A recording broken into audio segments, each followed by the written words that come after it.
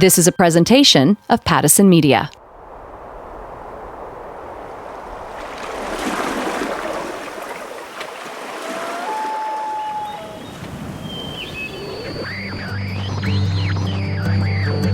Amplify Canada is an initiative created by Pattison Media. It's designed to celebrate and elevate small businesses, the backbone of our economy.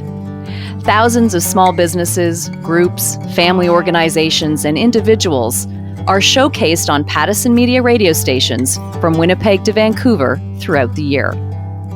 Every month, we go a little deeper and share the incredible journey of a few that have made an impact on their community. Some have flourished, others may need a little extra love and support. These are their stories. Welcome to Amplify Canada. I remember my teacher told me this: not all superheroes wear capes, and not all superheroes have special powers. So I think you can take that into consideration and think about we're helping people, but we don't have superpowers, but we can still help people. That's 12-year-old Amar. He and his family started Kids Who Care International, another pandemic pro, as I'm calling them. More on their story a little later. Music is a way to lift spirits. We feel through music. This episode's artist, Madison Olds, will share her experience with generosity and the inspiration for the song at the end of our podcast. Thank God it's Christmas at home this year. We have made the assessment that COVID-19 can be characterized as a pandemic. Decisive action is needed. Effective immediately, Ontario is declaring a state of emergency. People are out of work because of this crisis. The Canada Emergency Response Benefit will provide $2,000 a month for workers who lose their income as a result of COVID-19. Growing anxiety this morning about the COVID-19 trend in Canada as we take a look at the numbers. A stay-at-home order leaving only for essential trips with new restrictions on retail. Tonight, they close as a new emergency province-wide stay-at-home order takes effect. And then, out of fear and uncertainty, came resilience. Around the world, we see strength, courage, determination, understanding, perseverance, kindness, and love. This country is built on small businesses. Let's listen to the stories of pandemic generosity. What is the essence of life? To serve others and do good. Spoken 2,300 years ago by Greek philosopher Aristotle. The recognition of the need to give back has been around a long time. Through hardships like the pandemic, businesses have found resilience. We head to Spruce Grove, Alberta, a vibrant, dynamic city located approximately 11 kilometers west of the provincial capital of Edmonton. Population is just shy of 36,000. That's where we find Grassroots Wilhauk Beef Jerky, owned by Amanda and her husband, Trevor. The business started 50 years ago with my husband's grandfather in Leduc coming in and starting up a meat shop with his son. That building is actually still there, and it's run now by my husband's cousin. So it's a family business. 5 years ago, we brought out the Wilhauk Beef Jerky business to Spruce Grove, and that's when my husband Trevor and I set this location up. We have 4 children, and they are a big part of the shop. They work here all of the time. It's such a niche business, and I read that you have loyal customers that ship your jerky around the world, including to Canadian troops stationed in Afghanistan. Amazing. You opened December 12th, 2016, and then as a way to give back, you started the 12 Days of Christmas about a year later. How did this come together? Basically what happened with the 12 days is that we were just so stunned that we had made it like a year. It was so intense. We had such a high learning curve, but customers just kept coming back in and they kept selling our beef jerky and using it for fundraisers, and just so much support happened. We wanted to go out into the community as a thank you for their support. And so we came up with the idea of the 12 days. So every year now from December 1st to December 12th, which is our birthday, we go out back into the community, and sometimes it's really big things and sometimes they're really small. Do you have like a favorite story of someone you chose to give back to? One of my favorite or most memorable ones for myself would be, I just was driving one day and this lady was trying to cross the road, and we were all sitting there super patient. It was the middle of the summertime and she couldn't move. Her legs weren't really working. She had a walker that was garbage. It didn't have wheels. It had tennis balls on it. And then I was like, where is she going? Like, she's never going to make it anywhere. And so I ended up pulling the truck around and I approached her and I was like, hi, my name's Amanda. Can I give you a ride somewhere? She really just wanted to go to the Goodwill store to buy a VCR. So I just phoned my husband. I'm like, I got this lady in my truck and I'm going to take her to the house and I'm just going to give her our VCR. And he was like, of course you are. And I gave her my VCR. And then it was months that went by and I just couldn't stop thinking about her. And I went and my husband and I knocked on her door just prior to our 12 days. And I was like, we would like to help you out. Do you think that we could buy you a motorized scooter that you can sit in and have a basket and like you can go uptown and get your groceries? And she just had no mobility, no vehicle. She was so excited about that. You have been just so generous. Tell me about a family who needed your help. That actually came to us through a teacher. This happens every once in a while. We'll get a teacher that's like, I have this family. Is there anything that you can do? And once I read about them, I was like, oh my gosh, they have no vehicle. Dad works really, really hard and long hours, but he walks to work. And the kids sometimes don't get to go to school because it's so cold out. We just said, hey, like you're working so hard for your family and we would like to buy you a vehicle. And all the teachers were bawling and crying. And every once in a while, we will touch base with them.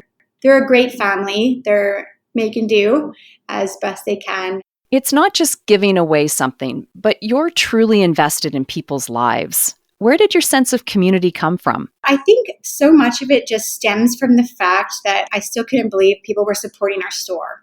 And I needed to somehow say thank you. My intention is always to just share kindness and to show people that you can do it in big and small ways. And a lot of people are inspired by the stories to go out and give. The ripple effect of what you're doing is amazing. It's one kind act, right, that leads to another kind act. What message would you give about helping others? Honestly, it's every smile, every nice comment, every cup of coffee. It doesn't have to be a huge amount of money to spend on giving. The more you do it, the more joy you'll feel in your heart. And we do feel that at the end of your life, all you can take with you is what you have given away. Not only have we seen incredible resilience from small businesses, but from individuals and families wanting to make a difference. We turn our attention to a family who is making an impact that is spreading worldwide: Toronto, Edmonton, Orlando, and the UK. Let me introduce you to Fatima, Amar, and Asiya, the masterminds behind Kids Who Care International.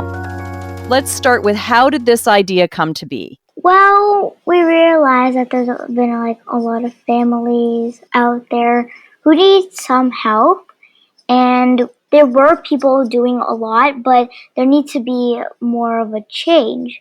So then I feel like Kids Who Care is perfect for that, because we've been doing a lot of care missions, is what we call them. Care missions. What a great way to put it. So let's talk about the first thing that you guys came up with. So we've done 4 care missions, and our first one was baby supply. We raised $2,000 to buy diapers, baby bottles, the basic needs of a baby. That one was our first one that we did, and that one was really fun. It's fun to come up with new ideas, brainstorm, and about different things. So you're having fun and you're giving back at the same time. Like, how great is it to bring those two worlds together? Were you surprised at the amount of money that you were able to raise just putting out an idea and asking the community? How did that make you feel? I felt really happy about it because $2,000, it's a lot of money. And I knew for sure that there was going to be people who are getting help. You did the baby products, you've done bicycles. Do you have a favorite that you've put out so far that you're like, I really enjoy doing this? I like the bike drive one because we were really hands-on with that. And we had them all lined up on our driveway. We got all my friends to come. And we all got to like fix them up, make sure they were all ready to go. And it was just really fun when it's hands-on. And those went to a local shelter? Yeah, a local women's shelter. So that's pretty special. What a nice way to give back. Everyone has been absolutely wonderful, from the parents to their families. I think when you see a child putting in effort to something, it softens your heart, and you want to give more and you want to do more for them and you want to encourage them further. The amount of support we have received, to see that kind of community coming together has been wonderful. Fatima, what's the first thing that you would tell other parents who want to do something like this? Where it begins is conversation. Conversations around what's happening in the world and having those really important discussions, which for us take place at dinner time, and educating them about everything that's around them, whether it's happening in China or India or Scarborough or Alberta or Vancouver right now, right? And how you as a human being brought onto this earth have a responsibility to help in whatever little way you can, which goes back to the whole Kids Who Care mission, right? When kids are given an opportunity to do something, they will, because everybody wants to help and everybody wants to be part of something bigger and make a difference in someone's life, even at that young age. Start off with a conversation, end off with a change. It was a conversation that created change in Prince George, British Columbia. On a corner in downtown sits the White Goose Bistro, a family-run business since 2007. Fallon Moreland runs the front, her brother is the chef, and her parents do the shopping and baking. A traditional little family restaurant. I think around 8 years ago now, me and my mom were just talking one night, and we were just talking about what way we could give back for our restaurant. There's lots of different places in town on Christmas Day that you can go to homeless people and things like that. But I was thinking, I'm like, there's nowhere to go if you have nowhere to go. Maybe it's a student that's not going home for Christmas. Maybe it's a senior, a single parent that doesn't have anywhere to go. I mean, there's tons of people that are by themselves on Christmas Day. So we decided, you know what, why don't we open our restaurant on Christmas Day? Everyone welcome. No one's turned away. And we decided to do a free Christmas dinner for everybody. The community actually comes together, and quite a few people actually bake for us. Homemade baking and the full turkey dinner. So it's great. Then the pandemic hits. How did you manage? We never closed for a day. The second we got shut down for restaurant, we turned it that night to takeout and delivery. And our phones rang off the hook. The phones would start ringing at 4:30 and ring till 6:30, double line sometimes with ordering dinners to go. You have between 200 to 400 people through your doors on Christmas for the sit-down dinner, which is incredible. How did you support your Christmas dinner efforts when the pandemic hit and you couldn't have people in the restaurant? We still wanted to find a way to give back, so we decided to open up a nomination on our Facebook page for people to nominate families that would deserve a free Christmas dinner delivered on Christmas Day, fresh and hot, ready to go. We actually got one family that he is a huge community supporter. He fosters tons of children. He's an amazing man. When he's looking after, I think, around 10 kids, and for us to be able to be like, hey, you know what? Let us take this pressure off your plate. You ended up delivering meals to 14 families. That is unbelievable kindness. What would you like to say to someone listening? Well, I always just say be kind and always treat people the way you want to be treated. And I often feel that even the smallest act of kindness you do to someone that doesn't necessarily need it, it almost goes further. Like, I can afford a coffee. So when someone buys me a coffee at Tim Hortons, it's like, it kind of makes your day, right? It's $2. That $2 puts a smile on your face. You could be having a bad day. And it's like, I always find the smallest act of kindness go the furthest in a way. There's good humans out there. Make someone smile that day, right? A good point made. It isn't about how much, rather the difference you're making. It is finding something you believe in. Let's go back to Kids Who Care International and the principle of knowing you can make a difference. You know, Kids Who Care If I think about how it actually began, it really goes back to my own childhood and wanting at that tender age to be able to do something and make a difference in the world. And so when my husband and I had our kids, making giving and community involvement was really, really important to us. So we've been doing caring missions with our kids probably since they were from the age of 5, literally. And we would go downtown, grab sleeping bags and hand them out to people.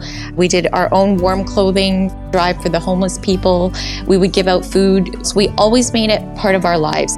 That's got to be exciting too when they see the positive effect and the change that the giving and what they're putting out there is doing for the community. They're looking at things differently. Perfect example, actually. We were downtown just this past weekend, and there was a gentleman who was playing chess on a cardboard box. I remember that guy. And my son immediately thought, where can we find a chessboard to go and purchase for him so he can play chess? It's when my kids see things like that and their immediate thought is, how can I help? That's how I know that it's affecting them and that they're seeing things differently. They're not walking past someone. It speaks volumes to the work that you've done and the difference that's made in their lives. And they'll carry that. I think what we learn as young people growing up, we carry through our lives. So they'll hopefully pass that on to their children as well someday. So Amar, can you speak to that just a little bit? How you recognize that in your community now with a different set of eyes where you do see how people need that community support?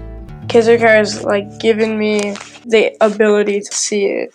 Before, I'd walk past them, but then when my mom told me about people in need, and I thought then I can use every chance that I get, right? So I wanted to buy that guy a chess set.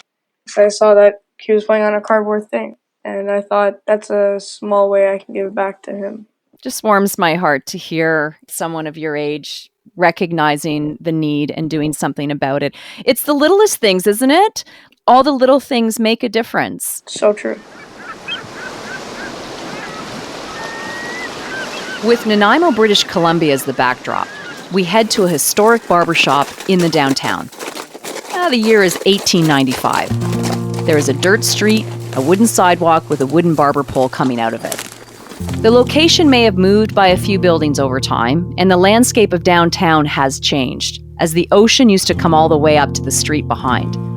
But the history, the fact people come to the same area for haircuts, fascinates barber Dave Lawrence.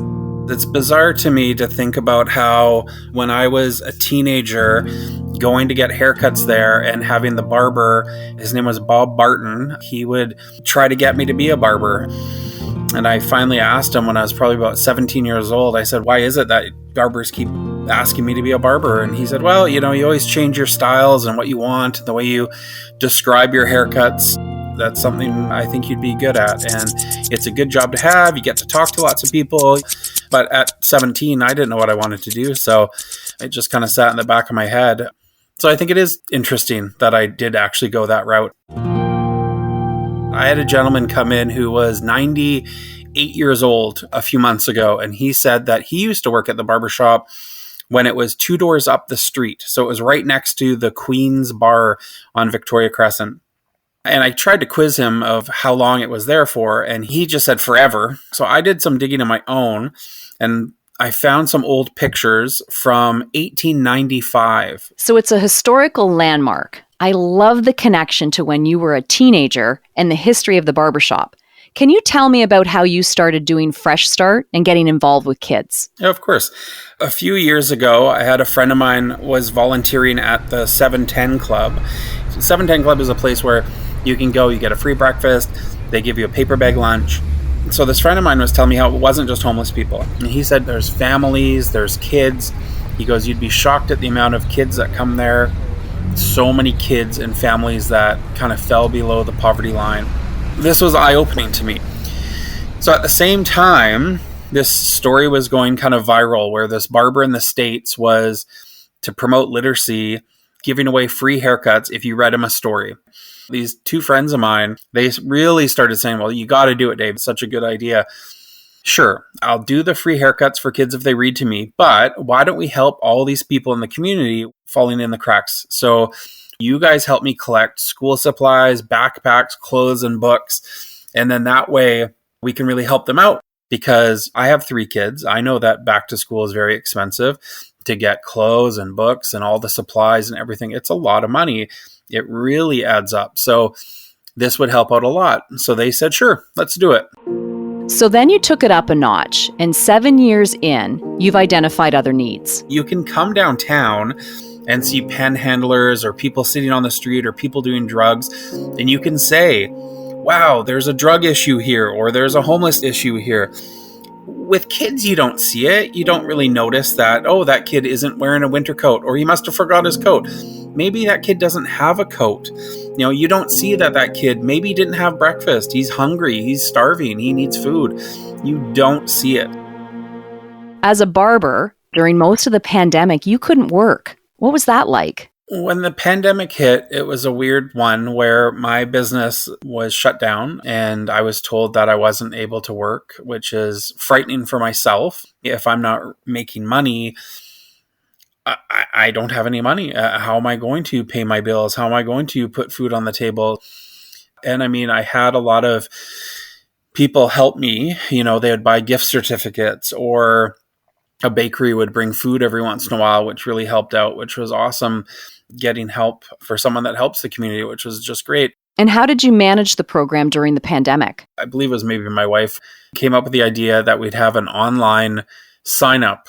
So the families could sign up, and then we would get a bunch of volunteers and drivers, and we would drive the supplies, school supplies, and all that stuff. It usually always ends up being around the same number, 100, 115 people. But we had 240, I think, sign up. So that was a lot. And that's a lot of backpacks, and that's a lot of supplies.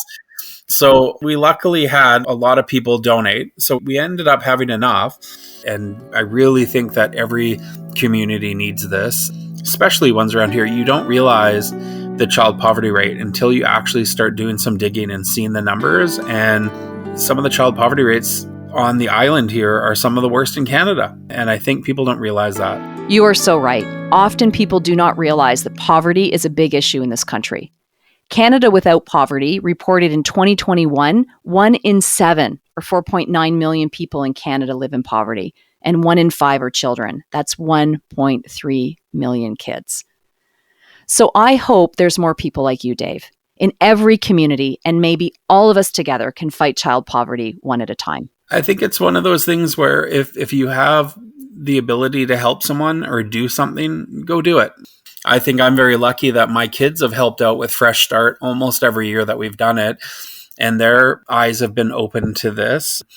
Volunteering at a soup kitchen or doing anything, just doing things to help people. It gives you such an awesome feeling, and I think just kind of open your eyes that there are lots of people in our community that struggle, and do something to try to help them. It doesn't cost anything for the most part, and you'll feel good. So go do it. Go help. Change will not come if we wait for some other person or some other time. We are the ones we've been waiting for. We are the change that we seek. Words of wisdom from President Barack Obama. And it is what Kids Who Care International's success is based on. You have to be dedicated to doing this. When there's a meeting online, you got to be there, got to raise the funds. You have to be into it. You can't just be like, oh, okay, I'll just sign my kid up and they'll do whatever. So people who hear this, you have to be dedicated to join Kids Who Care. Kids Who Care is also about to help humanity and kids using their own creative ways to help the community more with their own passions, having fun in a safe way, because we're being very safe and it's so much fun. It's also very social, and it also helps kids step out of their comfort zone. Words beyond your years, how you're speaking right now, in the sense of the importance of giving back. And Mom, I listen to your children speak here, and it tells the story of a good family unit and setting those examples, and you've done that here. What was your biggest challenge, just for others who might be thinking, I want to get involved here? In terms of operationally, have been around COVID. I'm also thinking we're dealing with children. You don't want to overtax them and overburden them. So I think also being able to gauge that and manage that is important. I remember my teacher told me this. Not all superheroes wear capes, and not all superheroes have special powers. So I think you can take that into consideration and think about we're helping people, but we don't have superpowers, but we can still help people. Well, you guys have done so much at such a young age, and I'm going to say that you're superheroes to me, and you're going to be superheroes to many people that are listening to this podcast, because you've set such an incredible example and you are making a difference. And you could literally give back from the youngest age, because we have actually 5 and 6-year-olds helping out. They're very dedicated to this, and from such a young age, you can make more of a difference. Also, kids like to make things, and that's what you do for Kids Who Care. You make things and then sell them. I like to sell things. I think that's pretty fun. And then giving back, it's all really fun to do. And then you feel so good after you do that. You feel like, yay, I just made a much more big difference in this world. And I feel great, and it's the little things that count.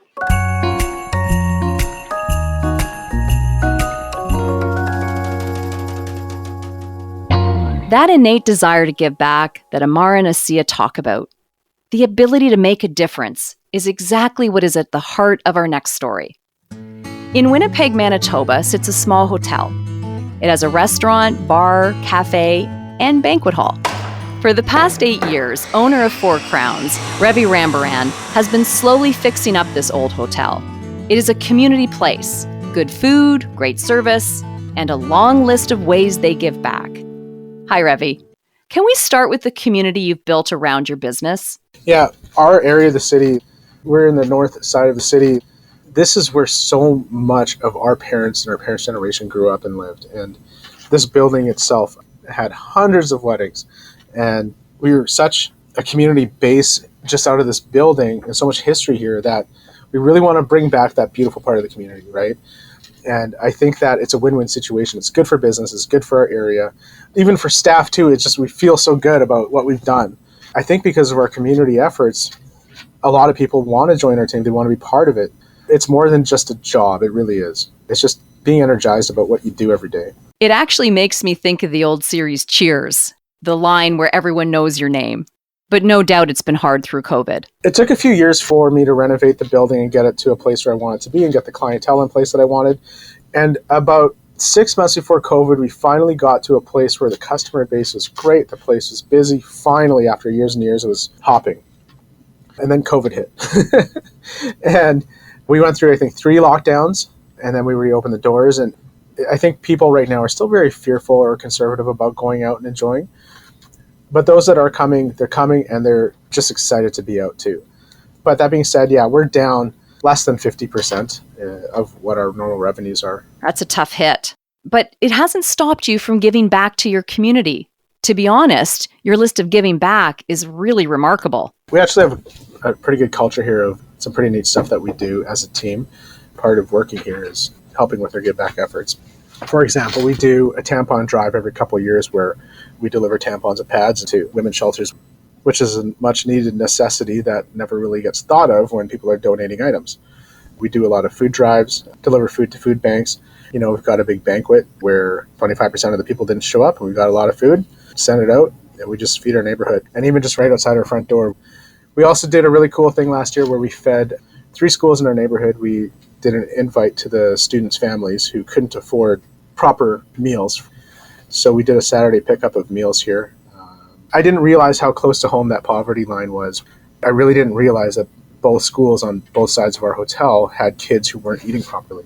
So just to recap, you were giving back before COVID, and even though revenue was down by 50%, it didn't stop you from helping. Actually, you upped the ante. I was driving here one morning and I heard on the radio that there was very much an increasing domestic violence calls coming into the police and the lack of shelter space, especially because of the social distancing and they didn't want people crammed into spaces.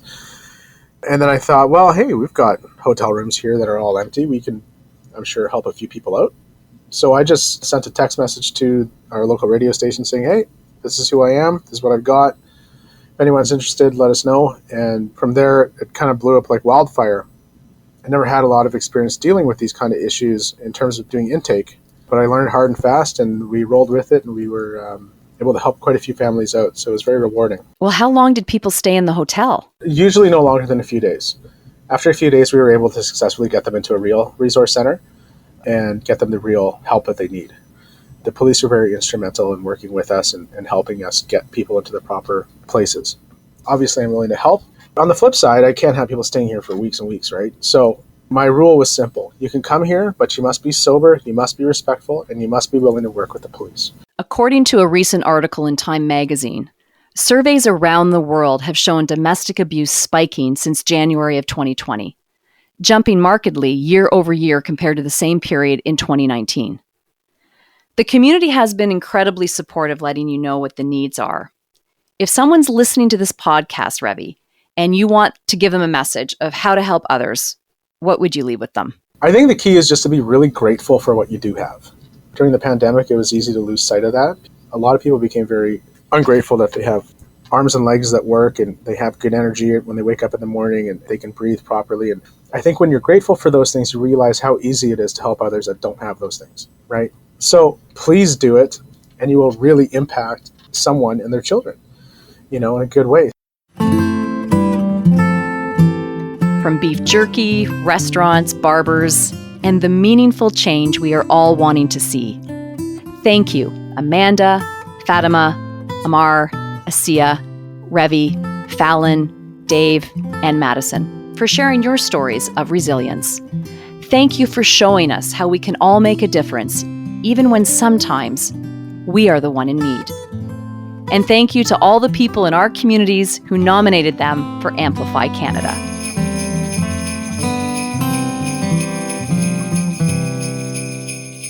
Our musician is Vancouver-based pop artist Madison Olds.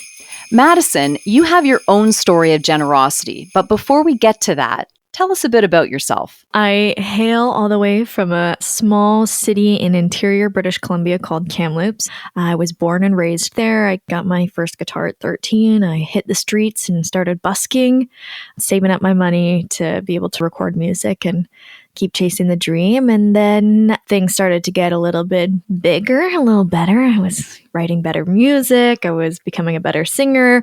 I formed this all-girl country trio, which ended up garnering a little bit of notoriety and sent us to Nashville, which is where I really learned to songwrite at 18. And I really learned a lot about songwriting, and I really do credit my time in Nashville. That kind of very loosely brings me up to here now with a beautiful Christmas song out called Christmas at Home, which totally embodies the feeling of being at home for the holidays. Madison, you faced a significant hardship, well, your boyfriend and you, and that led to the generosity in others. Can you tell me about that journey together and the fundraiser you did? My partner severed his spine in 2017, leaving him confined to a wheelchair. He's a very optimistic, positive, happy person, and I think he very much made peace with his injury very early on. And I said, hey, do you want to walk again? Is that something that's important to you? And he goes, yeah, I mean, I'd like to try, but I was told I had a 0% chance of that ever happening. And I said, oh, honey, no, I come from a family of dreaming and believing. That's who my family is. And I said, we can make it happen if it's something you want to try. So I started fundraising and kind of looking into some opportunities for people with spinal cord injuries. And I kind of found a couple different treatments, and then we settled on this one in Colombia. But we were going to need about, $100,000 to make all of it happen, and some new equipment for him. I guess we're pretty much almost at a year that we've fundraised the money, which is so crazy to think that a year has gone by. It feels like we just hit our goal last week. But, I'm a musician. He's a professional athlete. We don't make a lot of money. So I took to social media just to see, would people buy merchandise? Would people stream my music? I never wanted to ask people for money. But people were just so incredibly kind and giving, and we hit our goal before the holidays and then flew out 3 months later for Derek's first round. And we actually just came back about a month ago from his third round, and he has been re-diagnosed with a lower level injury, which is amazing. So it's actually working, and he's going to go for his final round in January. Madison, it really is an incredible story of generosity, and what a journey that you've been through. All the best with the final treatment in January. And before we wrap up this episode, could you give us a bit of background on Christmas at Home? We kind of started with a bit of just a regular Christmas song and then went into the fact that it's Christmas at home. And then, we make light of situations like grandma not being able to pull up Zoom, or not having the screaming kids, or hammered Aunt Irene, and all these funny little quips. But it definitely is a bit of a reminder that whether you're home alone by choice or home alone because you can't leave where you are right now, you can always make it magical. You can always make it holly. You can always make it jolly. And Christmas at Home is really what you make of it. It really is a fantastic song. But before we play Christmas at Home in its entirety, do you have lyrics from a song that you would be willing to share with us? Yes. You know what? I've actually never done that before, but I would love to share this 2020 and 2021. A lot of us have lost people, whether it is to mental health or to COVID or to natural disasters. And I think many of us are spending holidays for the first time without loved ones. And so I wanted to write a song from the perspective of the first Christmas without someone. And so I can read you the verse and the chorus. I write my letter, I check it twice. The only thing written is your name beside mine. And all that I'm wishing is to turn back time, hear you open the door and see you stoking the fire. You'd wrap your heart and I'd wrap mine. We could light the candles just one more time. The tree would be big. We'd turn on the lights. I could see the red and the green in your eyes. I miss you for Christmas and every day. I pray are the things I wish I could say. Like one more I love you, I wish you could stay. I still wrap your presents. They sit in the wheat for you. On Christmas and every day. The mistletoe doesn't seem to hang the same way, and the snow keeps on falling like nothing has changed. But all I want wrapped is just one more day with you.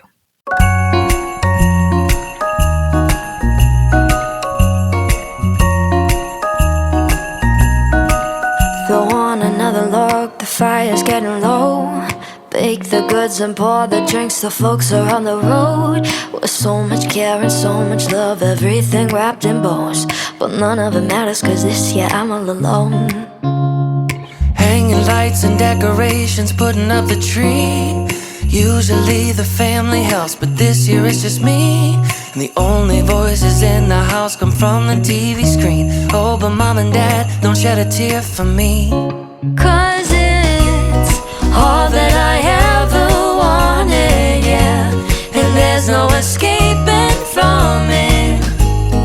No one around and nothing to do. Ooh, I've never been so cheery, yeah.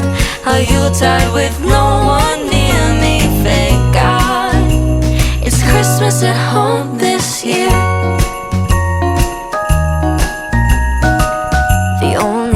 I'm gonna see on Christmas Eve, outstretched across the sleeping face of good old Grandpa Steve. While Grandma does her best to keep our call pulled up on Zoom. But ever since that reindeer incident, she's lost a step or two. The snow is falling now, the picture's so serene. And best of all, no screaming kids are hammered and Irene. At this point I don't even care what's underneath the tree. The world has given me the gift of solitary glee. It's all I ever wanted, yeah. And there's no escaping from it. No one around and nothing to do. I've never been so cheery, yeah. Are you tired with no one near me? Thank God Christmas at home this year.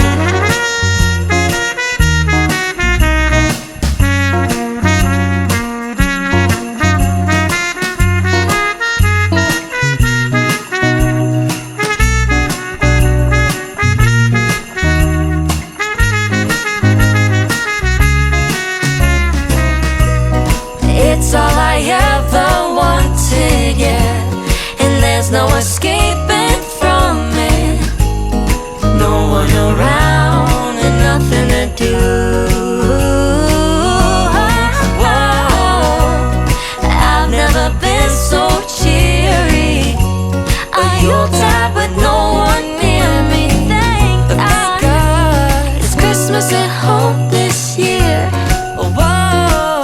Oh, thank God it's Christmas at home this year.